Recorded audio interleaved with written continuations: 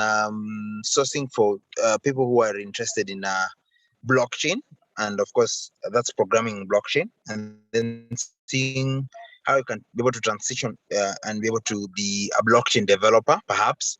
And then there are other courses, of course, that's just the main. So we would like to request that you please follow through, apply where possible. If you need help from our team, just seek it through our email, that's operations at predictive analytics, and then we'll be able to guide you on exactly what you need to do so that you can apply for the same. I think these, or rather such exciting opportunities will keep coming as we proceed with time. Like I said, of course, we do have Timothy, who is currently on transit, so he might not be able to join us, or we will join a little bit late. Until when he settles, perhaps you can know from that point of understanding then whether he'll be here with us or not. So that's what I wanted to share as I wait for Mary to share with us the screen so that I can just take you through what we have on our data science level 2. Tanvi Singh, I appreciate to see you here. This was one of my students for the level 2. Good to see you, sir. Good to see you too, Dennis. Great to see you. Okay, good. So Mary, okay, good. Thank you so much, Mary. So I'll try to run through very fast in the interest of time. So basically on the data science level 2, we have what we call the model 1, which should introduce you essentially to what the data science lifecycle is. You need to understand the end-to-end meaning of data science, because you're going to be in a company and you'll be required to develop a project from 0 to positive infinity, or from negative infinity to positive infinity. So do you understand the life cycle? Do you understand the process? From the time you know the business problem, you collect the data, you analyze the data, you do the EDA, that is the exploratory data analysis, and then you proceed to do feature engineering, if any, and then you proceed to input the evaluation metric. You need to know what is the threshold in terms of the qualification of what you have. What is the quantification, okay? In terms of, is there merit or no merit, okay? And then you proceed to the model evaluation, model deployment, and then from there you would know whether you're going to implement the model or not. That's the data science lifecycle. Module 2, please. So the module 2, we will introduce you to what we call recommendation engines. I know most of you like watching Netflix. So Netflix is using what we call hybrid recommendation system or recommender systems. And of course, one of them is what we call collaborative filtering. Part of the audience, I would wish you proceed and look at more into the same. So that's what we call the recommendation systems. And next, please, Mary.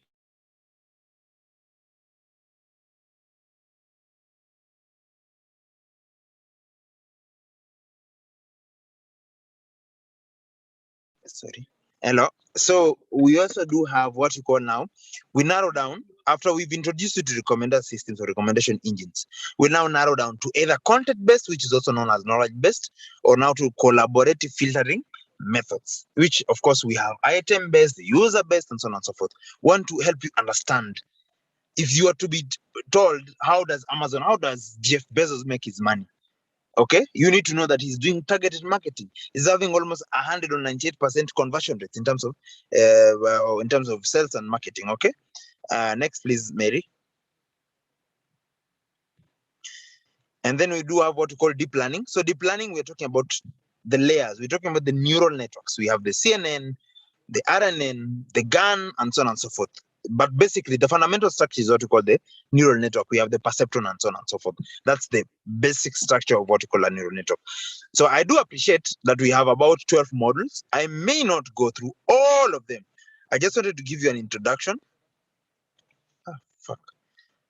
I just wanted to give you an introduction so that you may understand exactly what is the infographic of what happens. So we narrow down now to CNN. We tell you what are the building blocks. Do you understand what is convolution? Do you understand what is pooling, average pooling, max pooling? Do you understand exactly what's strides when you talk about the number of strides and so on and so forth? And then, of course, we would then move to RNN. That's CNN for us, even how you deploy the CNN. The industry use cases, for example, we have what we call UFOs, that is the unidentified flying objects. That's a key application or use case of CNN. Next, please, Mary. And then we have RNN, recurrent neural networks, of which when you talk about recurrent neural networks, we are not talking about recurrent data, sequential data. Sequential data, you're talking about text mining, for example, text analytics. You may not derive actionable intelligence from data that does not make sense. So it needs to add up. When you talk about RNN, you need to know about NLP, the suppress model. You need to talk about those, of course, and then the beautiful soup and so on and so forth. Those that will help you build up the model that you need to rather produce an RNN product. Okay. So, like I mentioned, I may not wish to go through all of them, but I can see Mary is helping us go through because they're all very interesting. But then it's a critical package. I know we have teams that need to present, but then we also have what we call the transfer learning in deep learning. You need to know, in the case that you're going to use, for example, a model that is already existing, okay? Like the models that are used, for example, for CNN or RNN, how again they're going to make sense for you? And would you differentiate between transfer learning and meta learning? Next, please. And then we have NLP. So NLP, basically, where I also actually mentioned the suppress library, which is used in this case. So would you understand what is tokenization? Okay. What is vectorization? What are the critical things? Like I'm talking about the basic structure of what you need to know before you proceed to level 2 after level 1. That is what you call NLP. Next, please. And then you talk about big data. When you talk about big data, it might be a mystery for some of us or maybe none of us. But we talk about the 3 or the 4 V's as you wish: variety, velocity, volume, veracity, whichever you wish. Some people, most people would actually drop the veracity. You have to look at the variety, the volume, and the velocity, the speed, the size. And of course, we are now talking about how, in which form. Is this structured or unstructured? Is it videos or something? That's what we call big data. And then we proceed to project presentation. We need to know which is going to happen in this case. And then from there, we'll take you through customer segmentation as we prepare now you to the market. Like we say, our product, or rather our curriculum, is meant to push you into the market to become a data leader. Can you be able to be flexible to move into data engineering? Are you flexible to move into data science? Data engineering, you're talking about the data pipeline, the pipeline through which the data is following. From the time you're receiving the data, you're processing the data, pre-processing the data, computing whatever variables we do have, and then be able to then have ETL and then push it to the business intelligence tool. That's BI. That's what now we talk about big data. And then last but not least is the customer churn and prevention. So basically, those are the critical models that we do have. And then, of course, we are working now on advancing to what we call the advanced level. I think, Mary, that should bring us to the end of this module. Like I said, there are quite a number. We also have graphical theory and network analysis, which is quite critical. In this case, you want to establish the relationship between either distance, a place, or something. But majorly, we talk about the distances here. The distances are quite critical. Distances, we have the Euclidean distance, and as many as the audience might be knowing. We have CV, computer vision, and then, of course, in this case, we talk about face detection, face recognition, image processing, and so on and so forth. And then machine learning APIs, we now want to let you know that in the current age that we live in, we have what we call the auto ML, automated machine learning. For example, we do have what we call Oracle machine learning, which I'm using quite vibrantly in terms of machine learning and predictive analytics, which is a subset of machine learning, of course. So can you be able to interact with some of them? Can you be able to interact with Data Robot? Can you be able to interact with if you're going to even Amazon products, if you're going to IBM, can you be able to interact with them and use some of them? Okay, Mary. Good. So at the end of this module, like we said, we prepare, or rather we intend that you'll come out as a data leader. You're prepared in both sides. If you're to be pushed out to a data science project, you will deliver. If you are to be pushed out in a data engineering project, you can be able to deliver. And then perhaps even more fundamentally, do you understand the basics of data protection and data governance? That is basically how we prepare you for it, because we do have a module for cybersecurity, and data governance. I think that's the much I should say at this particular point. Allow me to invite the two projects that were the most successful in our last cohort, so that we can be able to know, or rather just get to have a check of what we're already doing at this particular point. So I do welcome the first team. Maybe Alice will guide us on this so that we have the first team present before we proceed to the next agenda.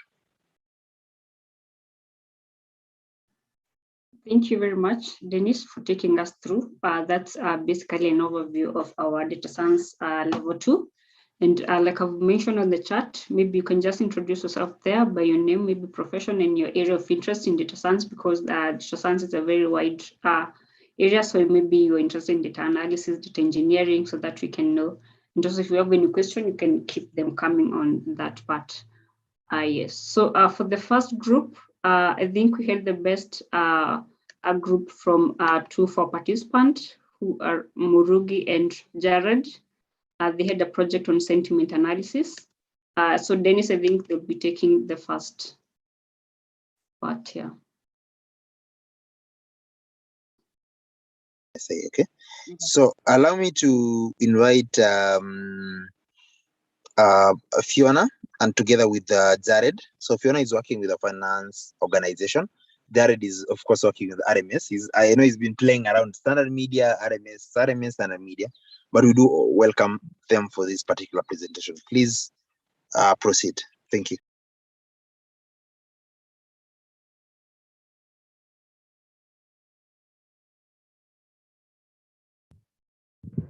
All right, so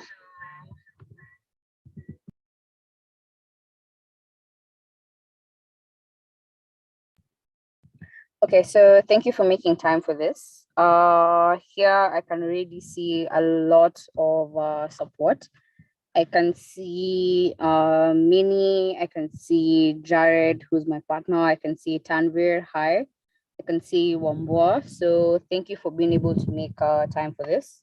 So I'm just going to go over this presentation. Hopefully it's going to be able to communicate what I needed to. But let me just share my screen. All right, so me and my partner Jared decided to do a sentimental analysis using the natural language processing. So the idea of it was to try and determine the attitude towards different presidential candidates that we have for the 2022 elections. So that's what we were trying to do, and hopefully what we were trying to do is going to come out through the presentation. Okay. So sentiment analysis is basically the process of determining the attitude or emotion of a writer. So basically we want to know of what you have said. Is it positive? Is it negative? Is it neutral? Basically, we just want to try and figure out what it is that you're trying to say. So our chosen data source was Twitter. However, the caveat with this is about only 17% of Kenyans are on Twitter. And so the views that are reflected here may not be an accurate representation of the entire country, but that's the data source we decided to work with. So we can say sentiment analysis on Twitter. So to access the data, you can opt to create a bot for yourself. However, Twitter does have some APIs that they are very readily able to avail to you in the event that you need to access tweets. So all you need to do is create a developer account following the link that I have provided here, but I can provide it in a much better way. So the most important thing that they ask you is, what are you trying to do with the data that you're going to gather? So for us, we said that we're just trying to assess the emotion towards the different presidential candidates that we have now that we're heading towards elections. So the libraries that we used a collection of libraries. We brought a couple of things together so that we can be able to achieve what we wanted to do. So we have pandas for data manipulation. This is what is taught in level 1. We have NumPy. This is also taught in level 1. We have the natural language toolkit, which is NLTK. This is taught in level 2. We have a text blob that is used for assigning sentiments to tweets. So when you get a tweet, it does not come with the sentiment if it's positive, negative, or neutral. So this is a library that is able to help us assess. So what you have said, is it positive, negative, or neutral? We have a library regular expressions that helps us to clean the text. We have a library string. We have matplotlib for visualization, and okay, a couple of other things that I think we may have missed out, but we'll work on that. So this is just a screenshot of the raw data from the Twitter API. So this is once you have been approved for your developer account. So you say that I want to collect tweets to be able to do some analysis for some data. So this is just what the very raw data looks like. You can opt to gather more data or just what is very basic, as what you can see here. Then we have, so once you collect the data, you need to put it somewhere or rather store it somewhere. For this, I did not opt to work with a DB for now, but I can definitely work on that. So I decided to dump my tweets on an Excel file, and this is basically what it looks like on a very general high overview.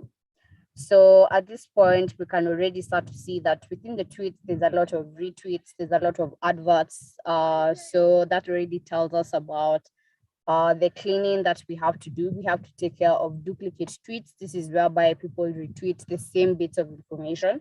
So on our end, what we are seeing is the same information a couple of times. So we may not opt to look at it, how many times it has appeared, but rather we just want to look at what is the information within the tweet itself. So that's one of the things that we start to see very early, and we have to think about how we're going to clean that data. So for steps to process the text, so when you're gathering text information, it's not as structured as when you're working with a database.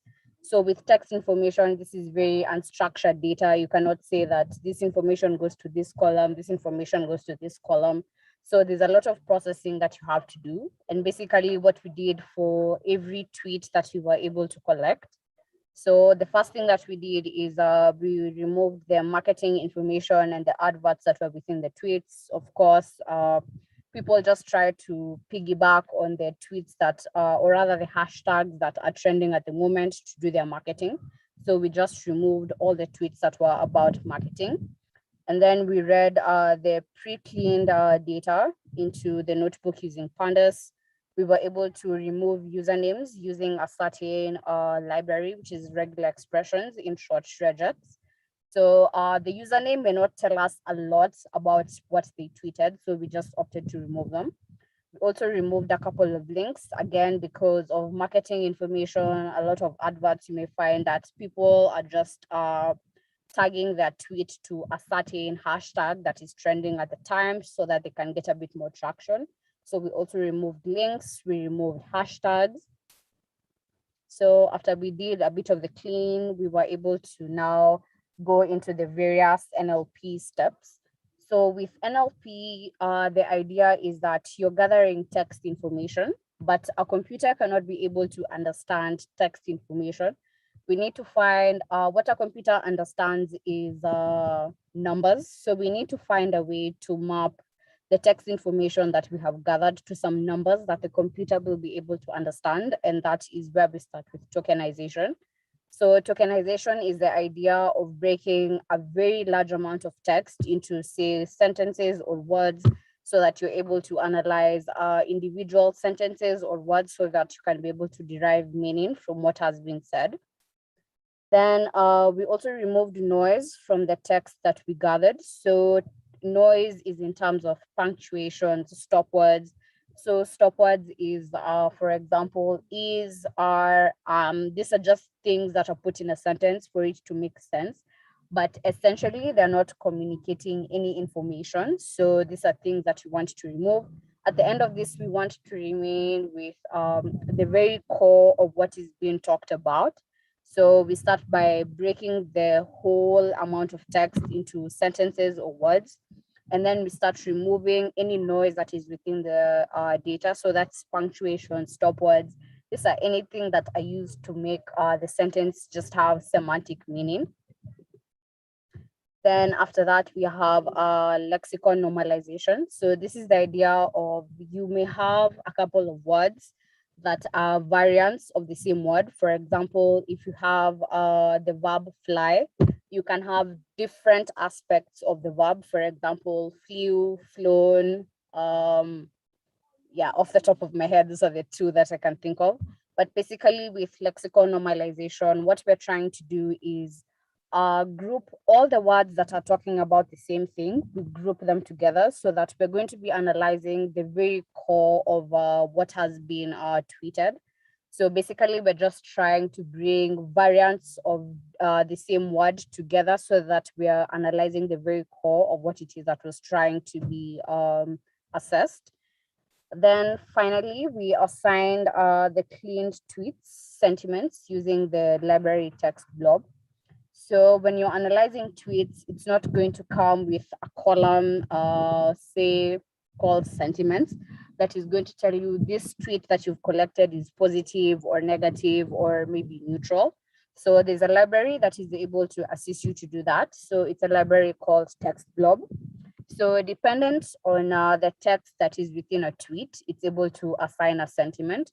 So for example, if the tweet was, "This is a beautiful day," it's able to assign that a positive sentiment because we have the word beautiful in it. So basically, it's just able to look at the words that are within a text, and then it's able to assign a certain sentiment to it. And the idea of a sentiment is that it's either positive, negative, or neutral. So after that, we were able to visualize the sentiments and word clouds using Matplotlib on word cloud. So this is just to give us an idea of what is being spoken in relation to what it is that we are trying to analyze. Hopefully that will come out a bit clearer once we start looking at the findings. And then finally, we did TD-IDF vectorization. So in full, that's a term document inverse document frequency vectorization. Basically, what that means is we're trying to assess the most important words in a tweet. So we're trying to basically assess of this tweet that was posted, what is the core information about it. So when we do the TD-IDF vectorization, we're able to tell what are the words, or rather what it is that people are talking about in relation to the tweet that we have been able to collect. So for every tweet that we collected, it underwent these various steps. So after this, the idea is try to find out the findings from the various tweets that we were able to collect. So here we just have a very brief screenshot of the various steps that we underwent to clean the tweets. So we first removed the user handles, we removed the hashtags, we removed the links, and then we started tokenizing the tweets. So you can either decide to tokenize them into words, that is for every word you want to analyze how important it is to the tweet. You can decide to tokenize in terms of sentences, whereby you decide for each sentence in a tweet how important it is to the tweet that you have collected. So there's a couple of things in there, but this is just a screenshot to show you the various steps that we went through to clean the tweets. So you've collected the tweets, you've been able to do a bit of analysis. So now it's time to find about what are the findings that we found out from the tweets that we have collected following the various processing steps that we went through. All right. So there are a few candidates that at the time that we were collecting these tweets, they were trending. So as of now, it may not reflect the same things, but at the time that we were collecting this, we decided to look at Raila, and the hashtag that was trending for this was hashtag Raila the liar. So from the library text blob, you're able to assign sentiments to a certain tweet, and this is called a polarity. So depending on the value of the polarity, and the value of polarity can take between -1 and 1. So anything that is below 0 tells you that it's a negative sentiment. Anything that is above 1 tells you it's a positive sentiment. So this is what it looked like.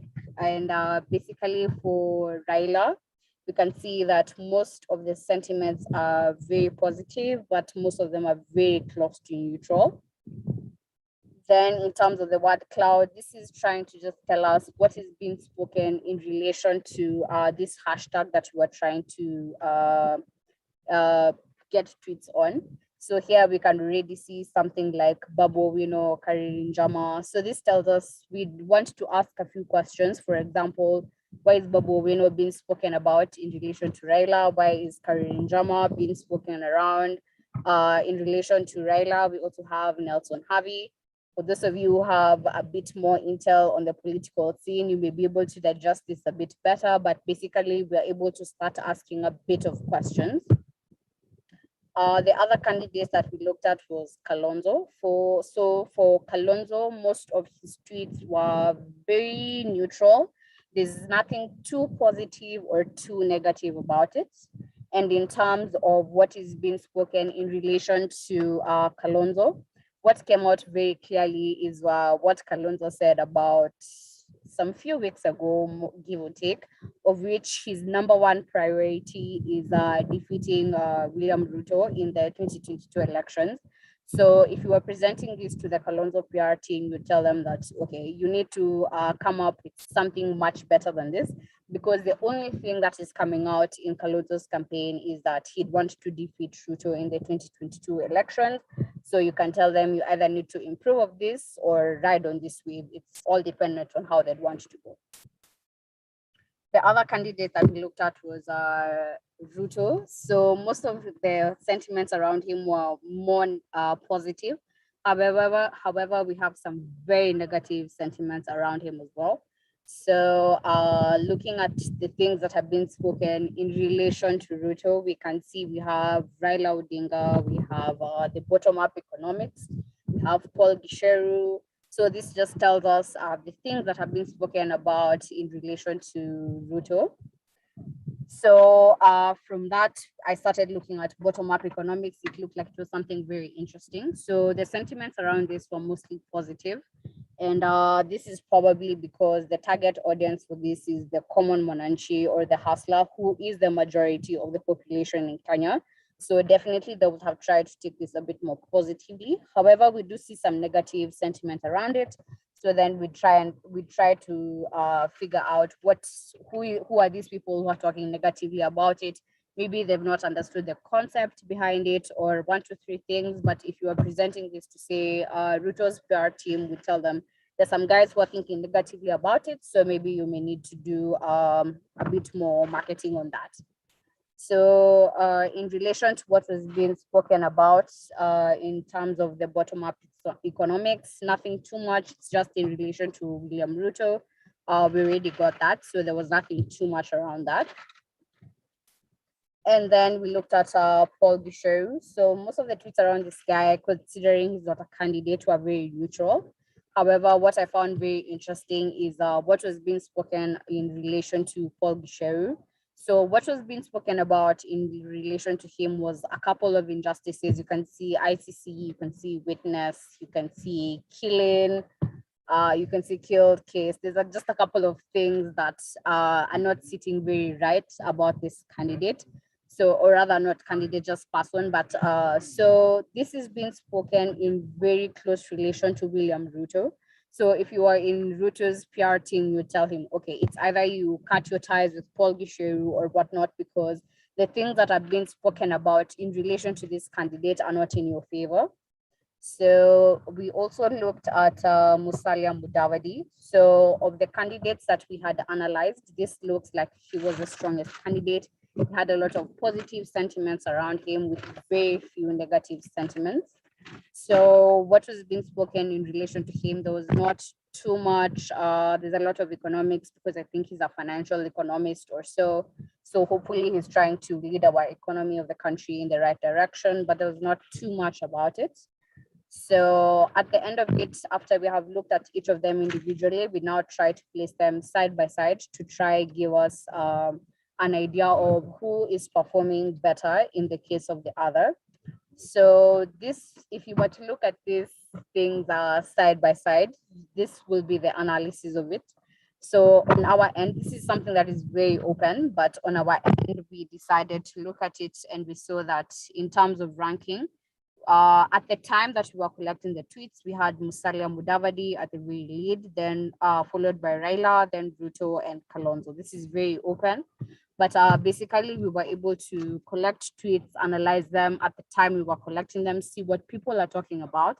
And this will then be able to help us analyze what it is that people are thinking about in relation to the elections that are coming up in 2022.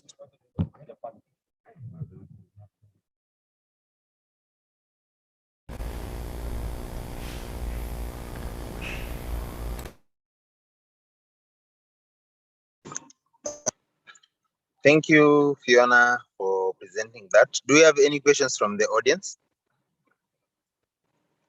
Just 2 questions, and then we can proceed.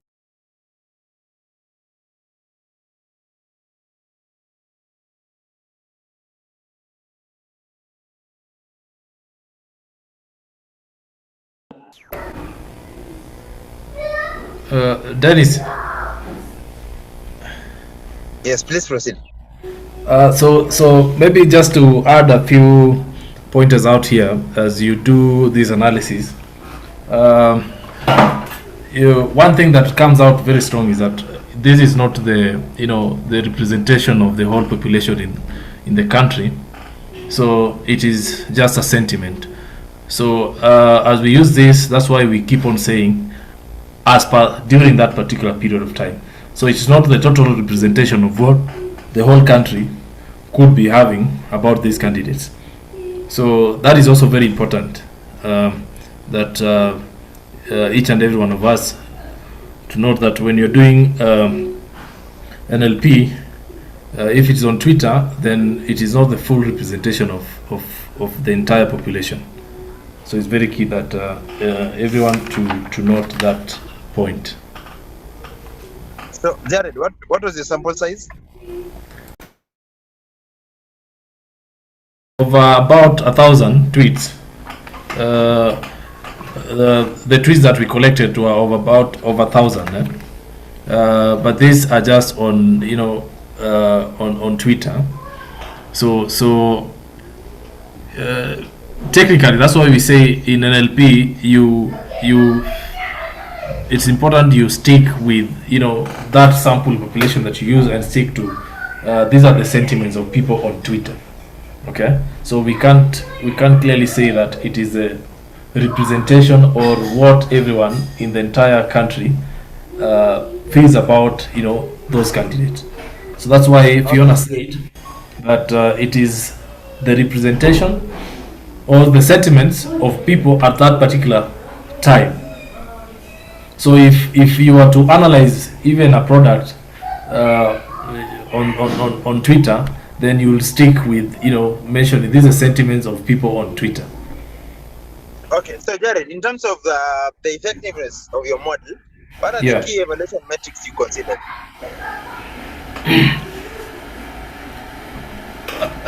Come again? I lost you. Okay, Jared, I do appreciate your input. I think that's okay. Don't worry. It's just an after question, which is okay. Okay. So maybe you can move to the next group. That was well done. Thank you, Jared and Fiona. Next, please. All right. Thanks.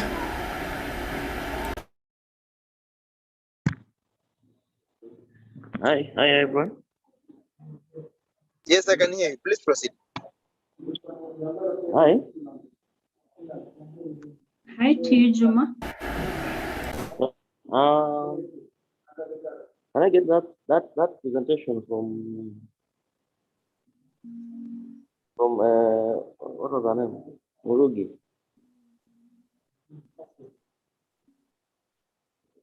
Yeah, sure. We can share that. Okay. Yeah.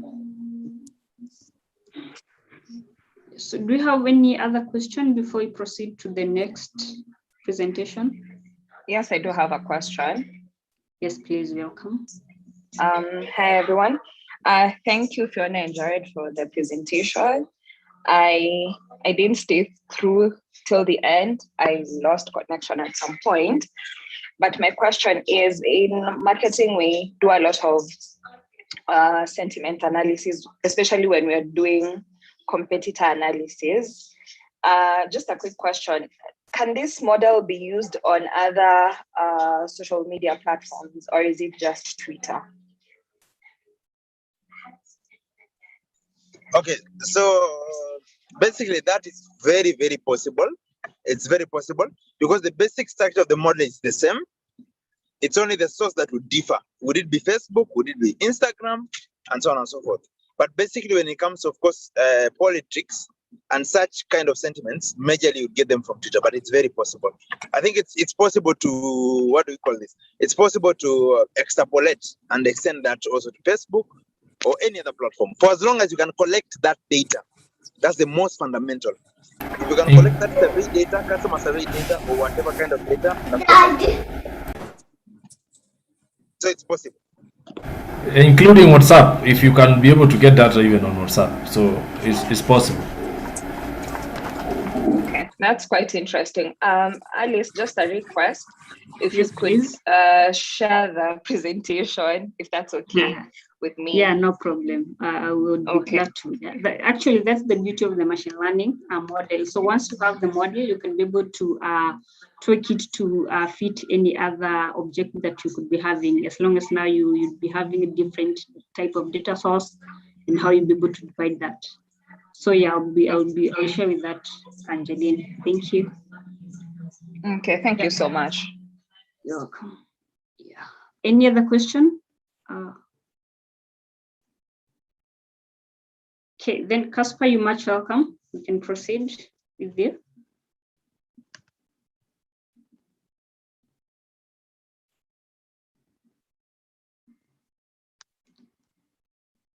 Yeah, Caspar and George.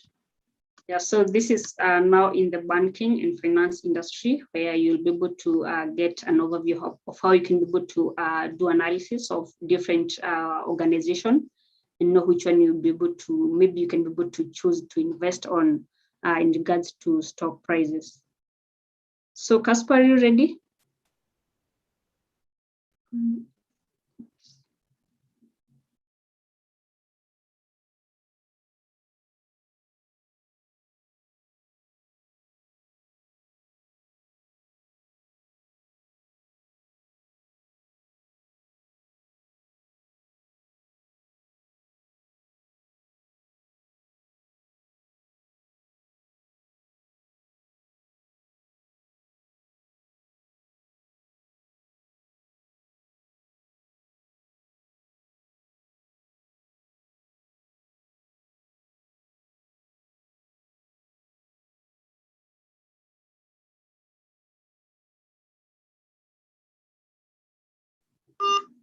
Sorry guys, the next presenter is joining in a few.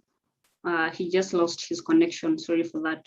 Maybe meanwhile, if you still have any question regarding the sentiment analysis, social media analysis, you can ask any question before we start the next presentation.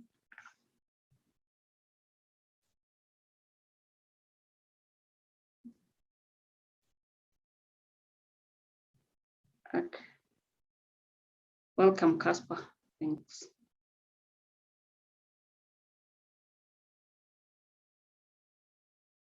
Hello, everyone. Thanks for joining. I hope you can hear me clearly. Yes, are you able to hear from my end? Yes, we can hear you.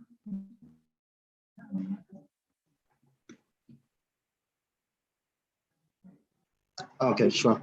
So my colleague George is not the guys who just got the jab. So I think it's taking up a bit of toll on him. So, but I'll take you through the presentations that we did. Now we were looking at bank stock analysis and forecasting, and data scrapping from the mylive.mystocks.co.ke from January this year, because it was kind of a manual scrapping, so we complete of the last. So that's why we used data from January up to, I think, late July. So I'll be able to see my screen.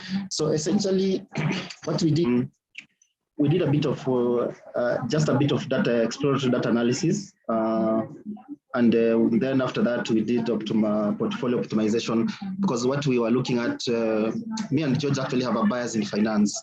So we decided to look at financial data. So in this scenario, we were actually looking at bank stocks, and we were asking ourselves if the entire portfolio of bank stock is actually optimized or not. We did a bit of risk metrics. Then after that, so now we chose the best bank that was actually performance, and we did a prediction for those stocks. So essentially, that's our table of contents. So we were asking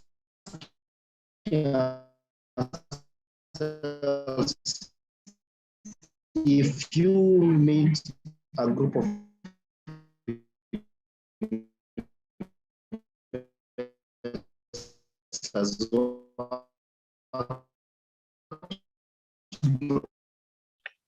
We can't hear him. The connection is a which bit banks, poor. for example, if they're bank stocks, because Casper, kindly the other banks, Faricom and maybe a few others. Casper, would you kindly check on your internet? You're breaking. The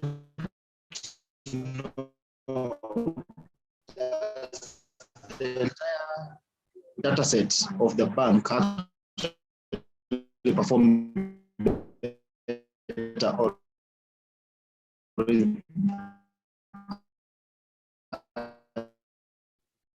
there are some few banks. Am I clear? No, you're breaking too much. Please, I think you have to check on your internet again. We actually have not had anything since you started the introduction part.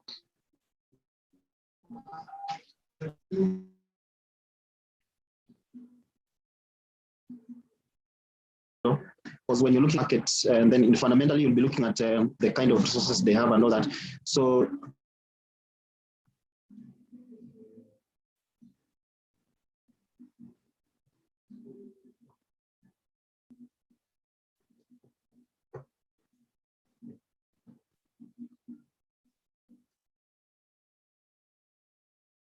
yeah, sorry guys, so let's just give him a few minutes to reconnect back.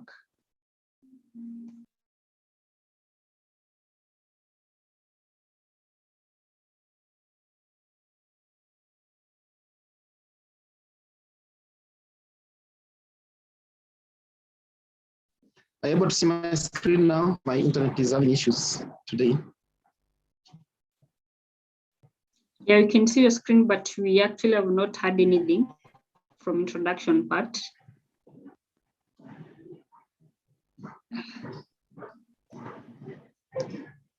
Because of the internet. Are you able to hear? You're breaking. Yes, my internet is bad, but I think by now you should be able to hear me now. Yeah, we can hear you. Please proceed. Okay, sorry for that. So I think I reached a point where I was telling you about the bank performance. And when you're looking at stock market, essentially in Kenya, people are thinking bank stocks perform better than the other stocks. So we took a bias in the banking sector. Also bias because George works in the bank and I also worked in the bank. So there was a bit of bias in analyzing these stocks. And then I was saying that this is essentially a technical analysis and not a fundamental analysis, because fundamentally when you're looking at performance of a company, you'll have to look at the management, what do they have in stock, what kind of resources have they put in. If it's a bank, how many branches have they opened, what kind of investors they have.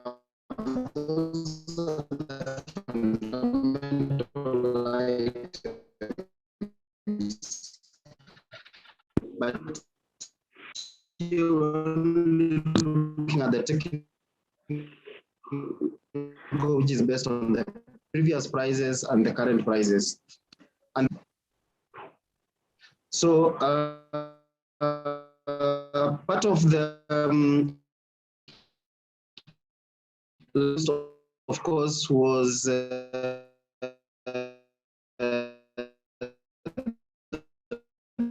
Matplotlib using, that is the theory that we are in terms of analyzing their risk and the expected returns. In terms of allocating which resources and which banks perform better, we use, and in terms of TensorFlow. So those are the part of the libraries that we used, all this for Python. And so I think I'd already explained the business that we were looking at. Which bank is it optimal, and which model for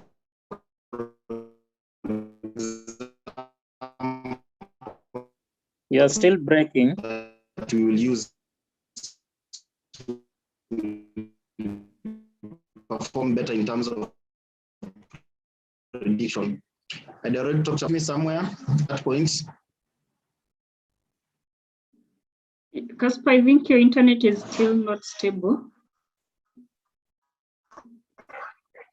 Yes, hear me? Are you? Yeah, but you've not been getting you clearly. Hear me now?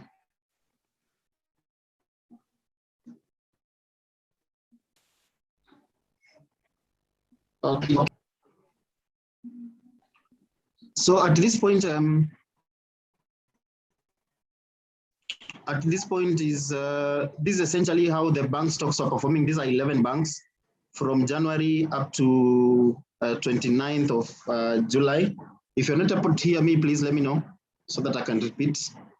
So this is just a graphical representation of how the stock movement has been for all the banks. So the first method that we used was the manual method of optimizing. And what we did is we did an assumption almost 9% or 0.09 for every stock on the market. And so what we did, the first thing is to calculate the returns, and then we calculated the covariance matrix for the annual.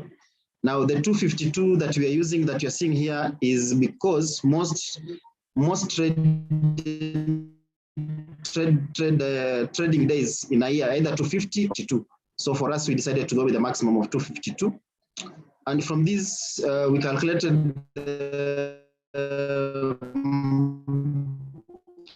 portfolio variance and portfolio volatility of 11 banks. You're getting a return of 12% for that particular period. Then we did the automatic using the PyPlot portfolio library.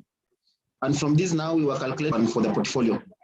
So from the analysis, what we got is BK Group from Rwanda, Equity Bank, and NCBA and Cooperative Bank were actually the best portfolio for you to invest in for this period from January to July, with Equity having the largest share of around 58%, followed by BK Group. And compared to the previous one, you see here, actually you get an expected return of around 70% with an annual volatility of around 14%, 16%. So clearly looking much better than the first one where you're investing in bank stocks.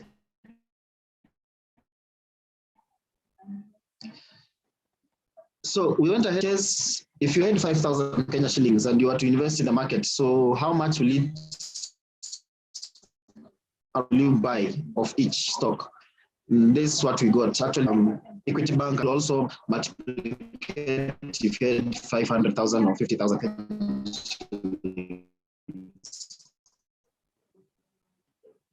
The next thing that we did was portfolio returns, and we wanted to see, because now we have a portfolio now, so we wanted to check out the returns, which bank is actually a better return than the other one.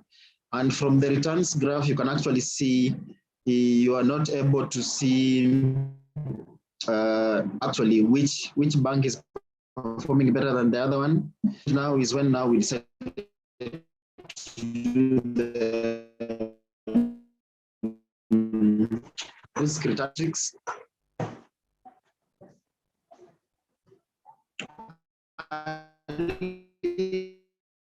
Mary.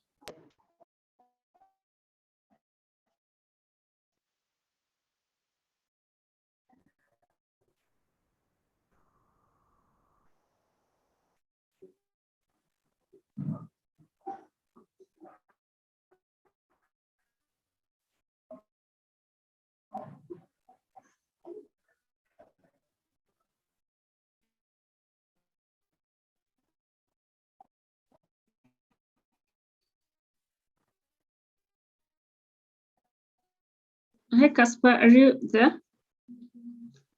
Can't hear you, please.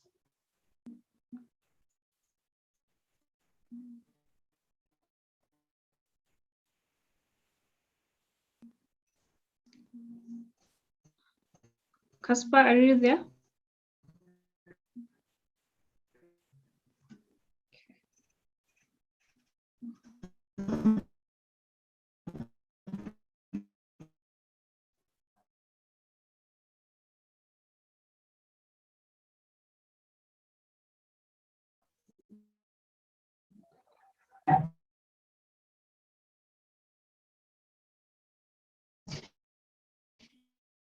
Yes, I'm here.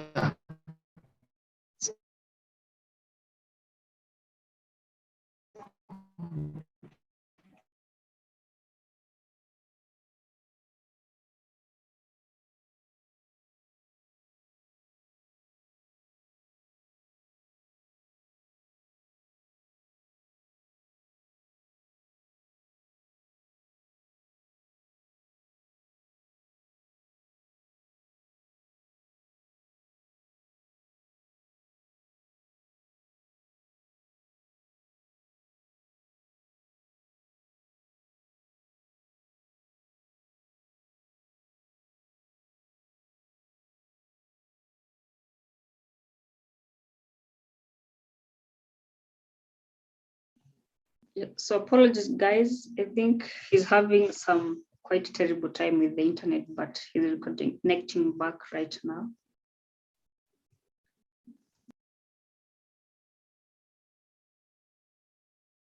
Yeah, but we shall share the slides with you, so you'll just be able to go back and review later at your own time. But you'll also be able to give us a review once more.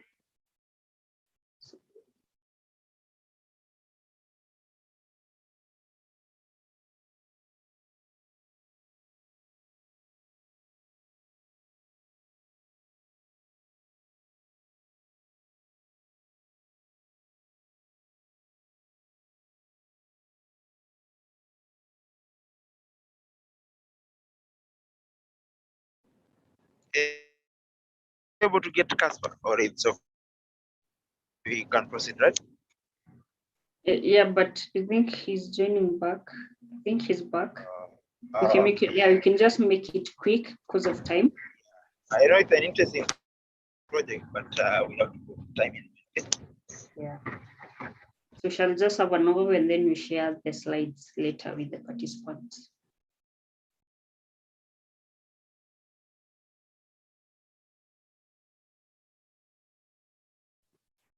Are you able to see my screen now? Yeah, we can. Okay, sorry. I think my internet today is letting me down, but I'll try to be very quick.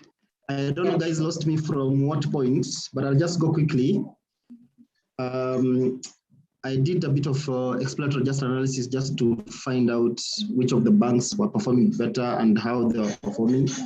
So this slide is actually showing how the stocks are performing from January to July, end of July. And from here, we did a manual analysis using the assumption that all the banks are the same on the stock market. So we did an allocation of almost 0.09 or 9%, 9.1% for every stock. And what we did is we got a return of 12% and a risk of around 13% when we did allocation manually for each of the banks, assuming they're the same on the market.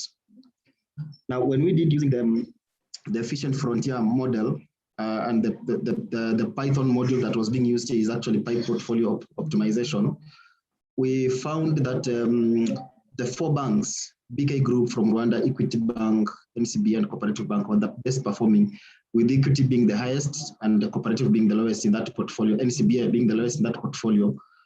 And the expected return at this point was actually around 69.5% and a risk of 16% compared to the initial one, which we had a return of 12%.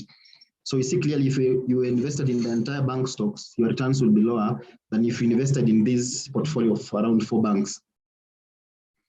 And at here, we were looking at somebody with 5,000 shillings. If you went to the market and to want to possess this portfolio, how many shares will you purchase?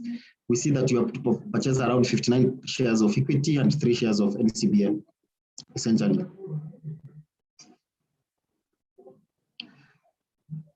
And then after that, now what we did is we wanted to see the performance of these returns for the portfolio now that we have a portfolio now. We went to the market, we picked the banks, and we picked in our portfolio from the banks. So how do they perform? But clearly you can see from the returns, you're not able actually to tell which bank is actually performing better than the other one. So at this point now is when now we went to the risk return metrics. And the first thing that we did was the Sharpe ratio.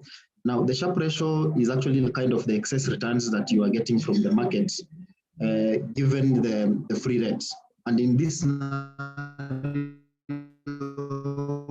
for finance guys who are here, the free rate we use around, which is the treasury bill rate, between the 82 and the entire the 91 days and the 181 days. So we got around 7% of that average. So in this scenario now, you take your return of the portfolio, and then you subtract the free rate, and then you divide by the standard deviation of the portfolio. And in this scenario, you can see clearly that Equity Bank was performing better, giving you a Sharpe ratio of around 2.2%, followed by BK Group. Now, when it comes to Sharpe ratio, anything above 1% is good, anything below 1% is not good. But as much as you're seeing COP and NCBA being lower than 1, in terms of participating to the entire portfolio, they contribute heavily to the portfolio. So that's why they're there. But in terms of Sharpe ratio, they're lower. Now, another thing that we did was to check on the Sortino ratio. Now, the Sortino ratio, instead of using the standard deviation, you're using the downward deviations only and rising. So Sortino ratio only measures when the stocks fall. So in this scenario, again, you see Equity Bank performing better and followed by BK again. So after this, now we went into predicting. And in terms of predicting, we used 3 models. We used LSTM, we used CNN, and the combination of why we had to use a neural network method. They're actually very versatile as compared to the other traditional models like ARIMA and the classical regressions, because basically they pull the previous information and keeping memory into them. That's why we went for neural networks. And in terms of this is just the presentation of how equity has been performing. And guys, I'm using equity because from this scenario, these two, we've seen that equity is the one that was performing better. So I decided again to pick now the best performing bank and predict on their stock. So when we looked at the returns, we see most of the equity bank returns are actually positive rather than negative, and that actually tells you why they're performing better. So it means the stock's actually more of rising rather than falling, and that's why their returns, the performance is actually better as compared to the other ones. And so when we did this, we decided to split our data into 80-20, 80 for training and 20 for testing. And of course, we normalized our data using the minimized scalar. And then we converted the data into 3D because it's univariate data. So you are supposed actually to convert it to 3D for you to be able actually now to carry out the forecasting. And then for CNN, actually, we used a convolutional layer and one pooling layer to just increase the dimensionality of the model and also just make it robust. And then for the combination of CNN and LSTM, we used a one-dimensional convolution layer for the CNN and one pooling layer, and then we also added one layer for the LSTM for us to get this. And then after that, we actually did the metrics checking using the RMSE and MSE to check which model was actually performing better. Now, when it comes to MSE, is you choose the model that gives you the lowest errors. So the one that gives you lowest errors is actually the better model, and that's what we went for. So in terms of the first model, we see that the blue line is actually the prices of that's the training set. And then the red model is actually our test set. And the yellow line is actually what we predicted now from this. And you can see clearly they're almost moving the same direction, although the real data for the testing was actually fluctuating, but our prediction was actually giving almost like a straight line for LSTM model. Now, when we went for CNN model, same, the blue line is the testing set. The red line is actually the blue line is training, red line testing, and the yellow line is actually the validation, the predicted price. But you can see almost following the testing set data, the movement of this CNN, and that's what we get in terms of the graphical representation. And when we went for the combination of CNN and LSTM, we're almost getting like a straight line. We thought maybe due to hyperparameter tuning and all that, that's why we're getting a straight line as compared to the CNN, or maybe the model picked the CNN of more than it picked the CNN side. So, but this is what we got. So we compared the models at this point, and we see that in comparing these, for all the parameters being a better model, giving us lower errors, that's what we concluded at this moment is in terms of if you are to do prediction of these prices on the stock market, especially for the bank, then you'll go for a CNN model as compared to either LSTM or a combination of LSTM and the CNN. So, and then what we did again is that was equity. Then we decided to go for BK group. Yeah, CNN giving a better results in terms of errors as compared to the other models. And so at this point, what we did is to conclude that as much as equity was having better performance, we have a caveat because we used data that is not robust enough, it wasn't big enough. But again, if you are to make conclusions and if you are to make a decision in which banks to invest in at this particular time, having joined the market, let's say January to now, then you'll go for the 4 banks. You'll go for Equity Bank, BK Group, NCB, and Corp.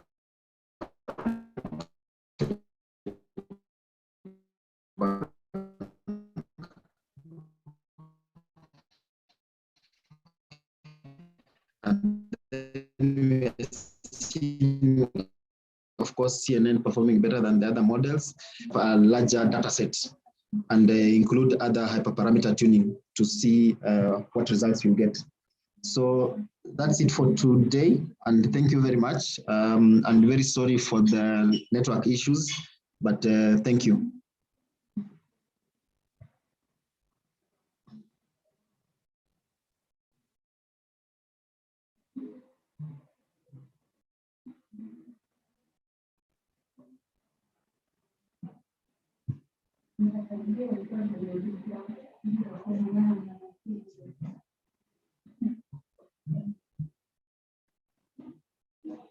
Thank you. Thank you very much, Caspar, for that. I'm sure maybe we lost some bit, but we'll be able to share with the participant to also have an overview. Maybe could you be having any question regarding that? As we also get some remarks from Dennis.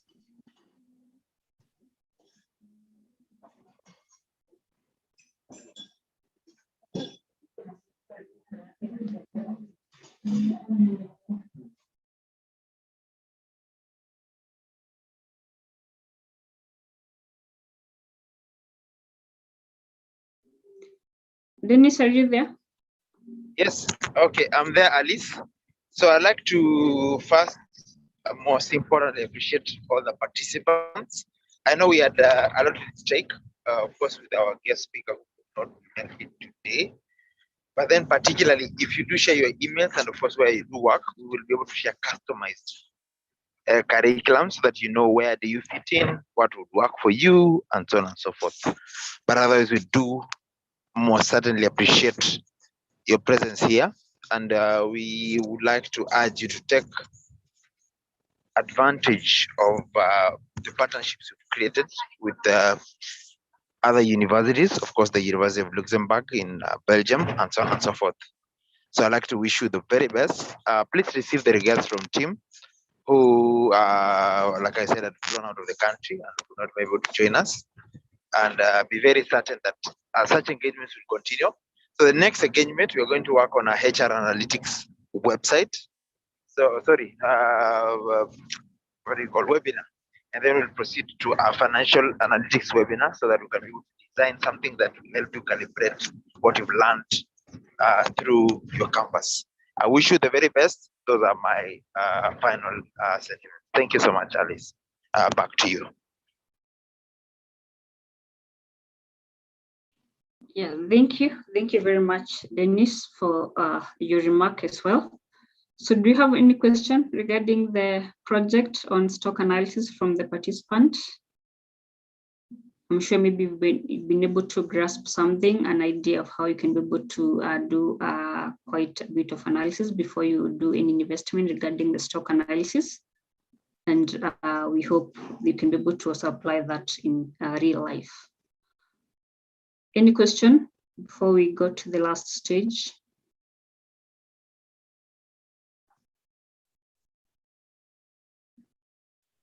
Okay, so I'm hoping you're good, but we'll share, I think we have your emails, we'll share with you the slides, and then you can also have good time to walk through slowly by slowly on that. So thank you very much for all the participants and the best group from the intermediate. We also have other groups who are not able to present today because of time, but we had, I think, four major groups and projects, but we had to choose two because of time here. So we'll be able to share that. And like I mentioned, that was purely on the level 2 of data science program. I mentioned, like, maybe if at some point you felt like it's too much for you, maybe some technical and new terms you've never heard of, or that's, I mentioned it's the level 2, but the level 1, it's a bit seamless. It's something that you can be able to relate to. And so maybe once I'm sharing with you the slides, I'll also share with you the curriculum for the level 1, which is purely the very first half of the program. It's basic data analysis with the simple tools like advanced Excel, Blue Power BI, just to give you quite an understanding of visualization and analysis and how you can be able to apply that even in business. And then we also have the other half of the program that's more of now tailored in Python and data science. So we'll be able to share with you also those programs. Yes, so I think from at this point, we can have some closing remark, maybe from our team, and then one or two participants. And then we can close because yeah, we already past 20 minutes late. Any remark from maybe Mary? Yeah, maybe you can get from the participants first. Okay. So maybe I can just choose, yes, or maybe you can have a volunteer. Yeah. Good afternoon. Yes, Moses. Yes, thank you very much. My name is Moses. I am tuned from Syria. I think this is a very good initiative for those who are avid or having avid interest in the field of data science, like me, and I think it's coming at the right time that I just landed on a new job with World Relief as a data officer, and I have to be a spar with the training software, talk of R, Python, and a bit of data visualization tools like BI and Tableau, which I'm currently meeting in my job. So for the organizers, just want to appreciate you. Always keep us abreast with any webinar or other these things that are coming up through email for those who are subscribed. And also you can share your YouTube channel if it's available. I think I can see the recording was being shared on YouTube. You can share with us the link for your YouTube channel so that we can always learn together from our seniors who have done presentations and to juniors and even to beginners like me. Thank you very much, and God bless you. I think we'll be having more sessions in the near future. Thank you very much for your time. Great, nice. That's a very good feedback to hear from you. So maybe you can just inbox me your email, Moses, and then I'll be able to share that program that maybe it's more tailored to the skill that you're looking forward to learn. And yeah, maybe Mary or Minnie can share the links to our social media platform. You can share there. We usually share once in a while very many of these opportunities. Like Dennis mentioned, we also have other scholarship programs, even ongoing and others upcoming. So you can always be able to be on the forefront to grasp those opportunities. Yes, thank you very much, Moses. So you can have the last feedback. Any volunteer, please?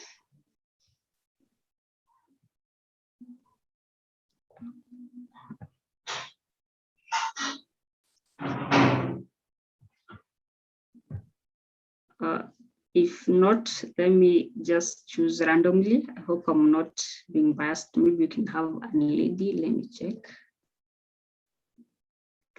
Yes. So you can have the last feedback. Sorry? Any volunteer, please?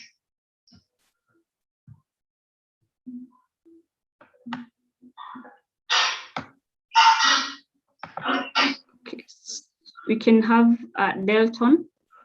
If not, let me just choose randomly.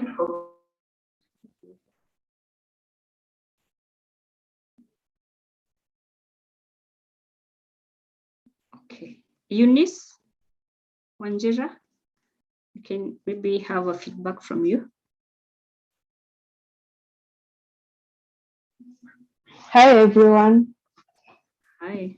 Hi, thank you so much. I really appreciate what everyone has presented, and I can't wait to learn from you starting from now. I'm really excited.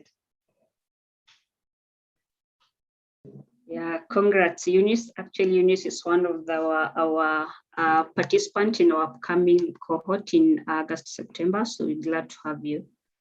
Yeah, so thank you very much for your time. I'm hoping you've all been able to grasp something that you can take home with you. And thank you very much for your time. We can have closing remarks from our team, and then it will be the end. Yes, Mary, you can maybe close for us. Yeah, thank you everyone for making time to attend our session. We wanted to make it strictly 1 hour, and we are sorry for exceeding the 1 hour, but I'm sure it was for a good cause. And it's exciting to see that whatever you watch on TV, like we are given feedback like this is the most preferred candidate in Kenya. At times we think like it's a lie, but it's so interesting to see like it's made possible through data science. It is also exciting. And I'm sure from here we'll be able to convince our friends, our colleagues. And if you've not taken up your course, maybe you'll be able to change your mind and take up the course. We've revised our level 1 curriculum, and it's also interesting. For those who are yet to join, we'll be able to share with you, and you'll see it's very interesting. And the ones who've already done the level 1, and maybe you want to learn new skills that we've introduced in the new curriculum, you can also reach out to us, and we'll be able to share the new course outline. Thank you so much for your time, and I wish you all the best.